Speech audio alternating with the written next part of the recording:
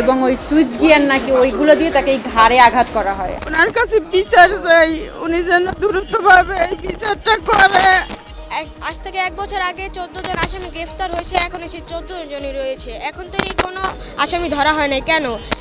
তারেক জিয়া প্রধানমন্ত্রী, আমি তার কাছে বিনীত অনুরোধ যে এই বিচারটা যেন সে করে, আর আমার ভিডিওটা তার সামনে যেন করে। আর যদি সে দেখে, তাই আমার মতো এতিমের আর বাইরে যে কিভাবে মারছে, এই বিচারটা যেন সে করে। আমি তার কাছে অনুরোধ করে বলছি, মাননীয় প্রধানমন্ত্রী, আমার খুব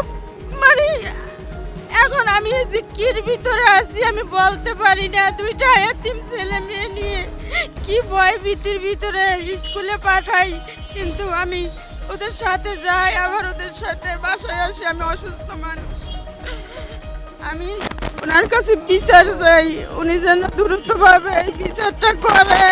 আমার এই চোখের পানি সে যেন মূল্যায়ন করে। সে একজন মুক্তিযোদ্ধার সন্তান।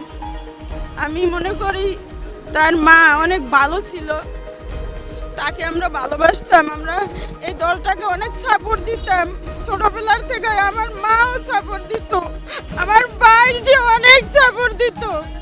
কিন্তু আজকে যদি আমার ভাই এই বিচারটা না পায়, তা ওর মনের ভিতরে যে কতটা কষ্ট থাকবে, এই অভিশাপের বার যেন সে না নেয়।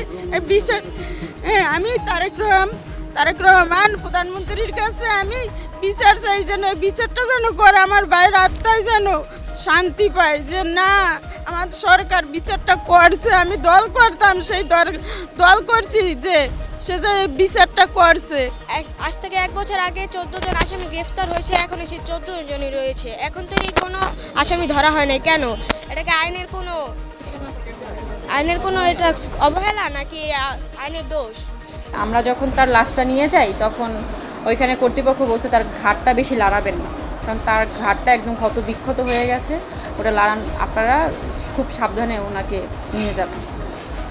তো এখান থেকেই সেই ঘটনার সূচনা। এবং আপনারা জানেন যে এই ব্যবসা প্রতিষ্ঠানকে ঘিরেই আসলে তাকে মারা হয়, কারণ আধিপত্য বিস্তার এবং তার কাছ থেকে প্রত্যেক মাসে একটা বড় অ্যামাউন্টের চাঁদা দাবি করে, যেটা আমার মামা রাজি হয় নাই, যার কারণে তাকে এভাবে অকালে তাকে এভাবে নির্মমভাবে হত্যার শিকার হতে হয়। এবং এই যে তার ছেলে মেয়ে দুটো, আমরা ওদের স্কুলে নিয়ে যাই, খুব ভয়ের ভিতরে থাকি, কারণ ওরা তো বিভিন্ন রকমের ভয়ভীতি দেখাচ্ছে, কারণ 8 জন আসামি এখনও পলাতক, এবং এরা বিভিন্ন রকমের আমাদেরকে হ্যারাসমেন্ট করছে এবং আমাদেরকে বিভিন্ন রকমের ভয়ভীতি দেখাচ্ছে এবং আমাদেরকে জীবননাশের হুমকি দিচ্ছে যে মামলা উঠিয়ে ফেল, নাহলে কিন্তু যেভাবে সোহাগের অবস্থা হচ্ছে তোদের কিন্তু সেই অবস্থা হবে, কারণ আমরা কিন্তু এখানে স্থানীয় না। তো ওরা বলতেছে তোরা কিন্তু এখানে স্থানীয় না, যে তোর কোনো বাপ তোদের আইয়ে বাঁচাবে, এরকমের কথা আমাদেরকে বলতেছে।